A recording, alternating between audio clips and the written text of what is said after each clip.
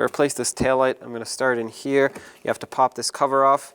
You can use a screwdriver or a little tiny pry bar, whatever you have. In here you'll see a nut right down there, and then there's one really high up which you won't be able to see on video, but I'll show you after it's off.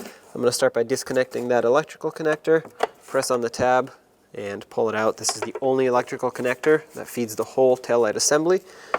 And now remove this nut here.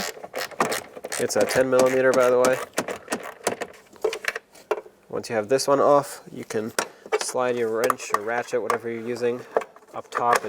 It's about up here, but inside, so it's really hard to see, but it's not very hard to reach. So remove that one as well. Once you break it free, usually it comes off by hand. All right, there you go. I'm going to grab a couple plastic pry tools just to help me remove this taillight. There we go. Sometimes they're really in there, and I'm using plastic so I don't scratch up any paint. All right. Now once you've removed it, at this point you can take out any bulbs that you want to use in your new one. You do that by simply just twisting it and removing them, and you can do that for any of them.